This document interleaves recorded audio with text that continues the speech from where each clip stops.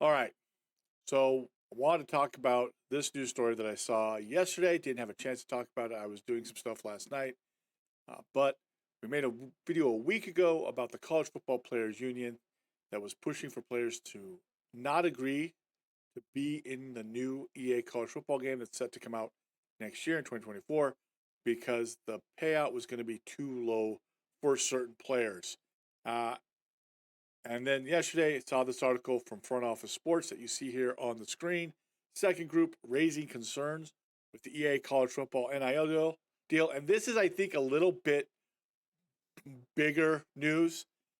The College Football Players Union, I don't know how much influence it really has with current football players, but this is a little bit different. This group right here, uh, they have a little bit more sway, I would say, because it's the Brander Group. And they're concerned about several aspects of the EA Sports college football game deal. They represent 50% of athletes that are to be represented in the video game. So they represent about 50% of the athletes that would be in it.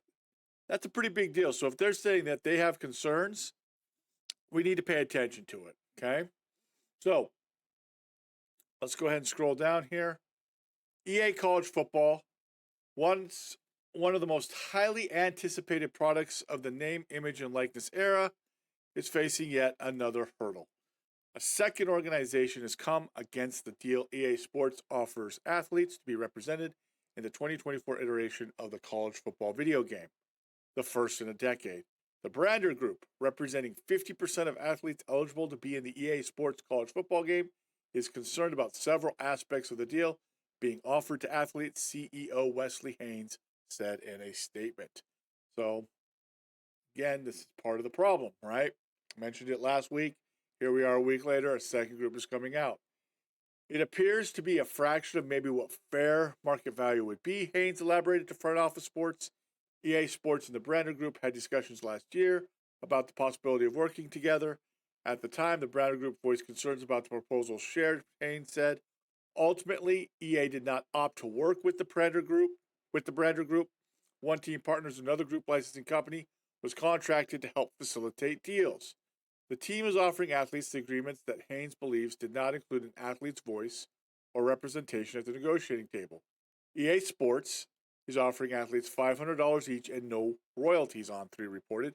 And that's what we had last week. If you on YouTube, we're going to have a link to that video down below.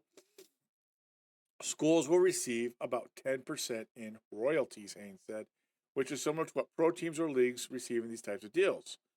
Haynes noted that offering royalties, Haynes noted that offering royalties to athletes is the industry standard, particularly because it's where the bulk of revenue comes from. If EA Sports isn't doing this, it's offering contracts to players that are nowhere near as fair as what's routinely offered to pro athletes. Haynes is also concerned with certain exclusivity requests EA is making, particularly by prohibiting athletes from using their NIL on other similar products. Okay. That I don't know what that is. So maybe there's another college football game being made. I'm kind of interested to see what that would be, what they would be trying to dissuade them from using their NIL on other similar products, what that would be. That's a very interesting question. I wonder what that is. The Brander Group is not privy to the specific contract, but received details on its contents from schools concerned about how little athletes are being offered. However, as details of the deal are not being released, an EA Sports representative said the concerns are based purely on speculation. Well, yeah, you guys need to start talking about some stuff. There's questions about this and how much is being done. EA needs to get ahead of this problem, okay? The representative said schools expressed positive thoughts to EA about the deal's terms.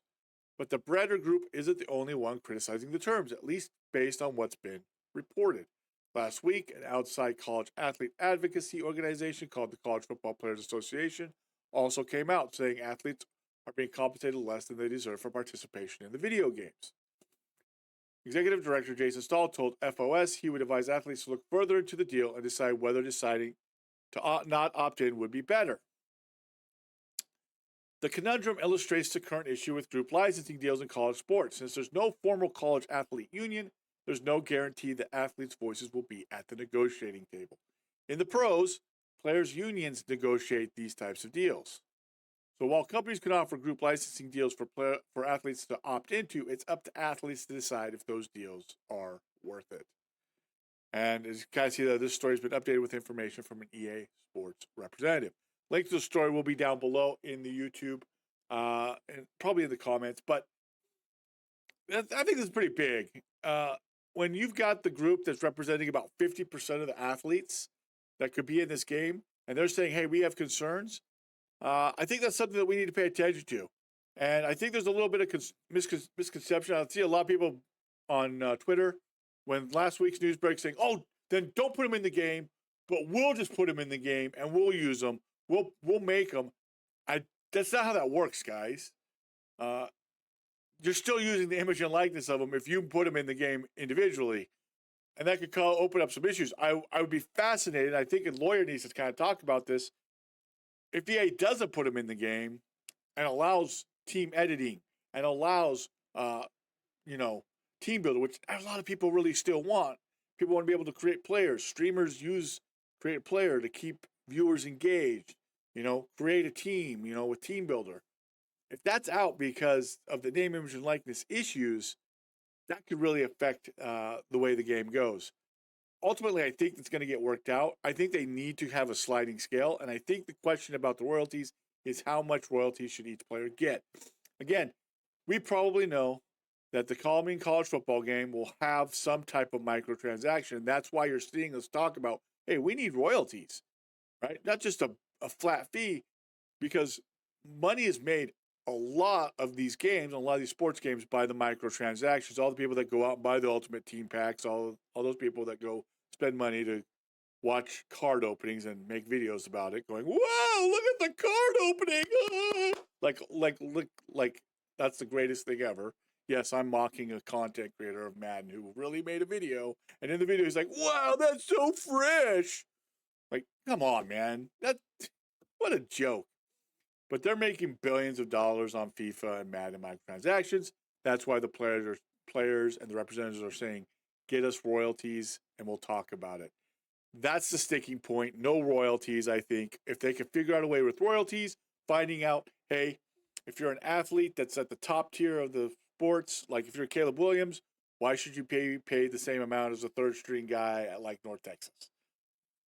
Or the walk-on at North Texas? They got to find a good balance of, hey, if you're the name brand, you get more. If not, you get less, and royalties are included. And I think, as you saw, the ultimate problem is there's no college football union. I think they need to create one. There needs to be a union for college athletes, so issues like this can be avoided. I'm going to click on this article real quick and take a look at what it says. And this is from the 8th. And I don't want to sign up for it.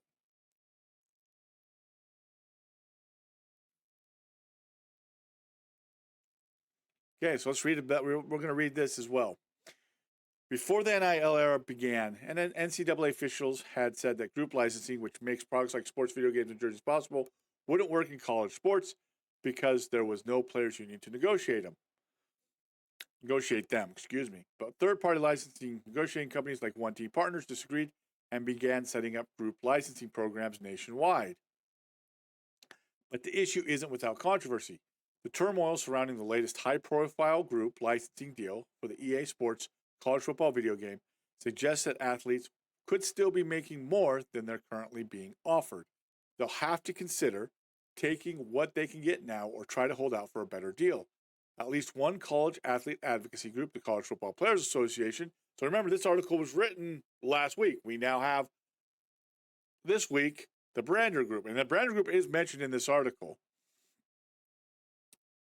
College Football Players Association told Front Office Sports they don't think athletes should opt in.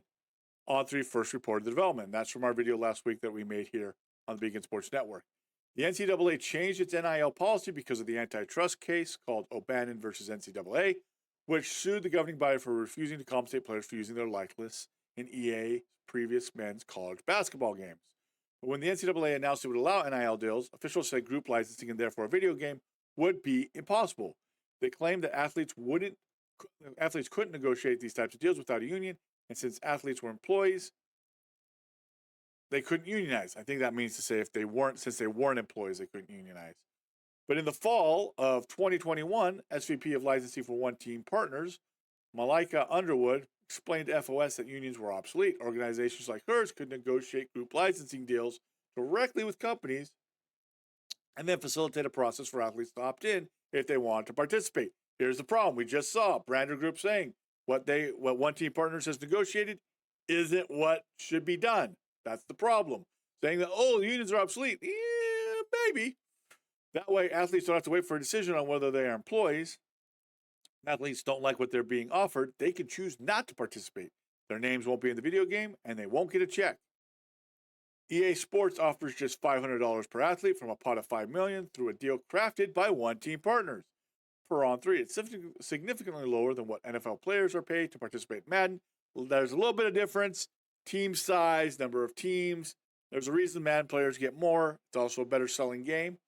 Stahl cited a royalties check alone for a 2019 Madden player for $17,000.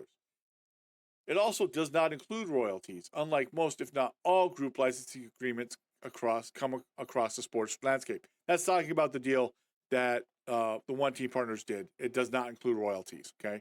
Unlike what the Madden has been negotiated by the NFLPA. And the EA Sports college football deal isn't the only example of this conundrum. In 2022, One Team also negotiated a large deal with Fanatics to sell college football jerseys of more than 4,000 athletes. But participating players only received about $3.92 for every $140 jersey sold, less than 5% of the profits. Other companies like the Brander Group, formerly an arm of One Team Partners, and the M-Den offer 10% or more per jersey. While some athletes may want to take what they can get, Stahl believes they could force more lucrative deals by refusing to opt in now. We want players to see this will continue to happen to you, Stahl said. You will continue to have people speaking for you and being relegated to the kiddie table. That will continue to happen until you act as a collective.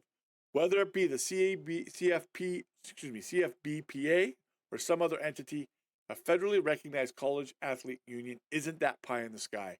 The National Labor Relations Board is considering whether football and basketball players at USC could be regarded as university, Pac-12, and NCAA employees and unionized.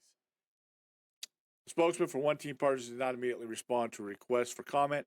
I'll have a link to this story as well. This is from Front Office Sports. Remember, this is from a week ago.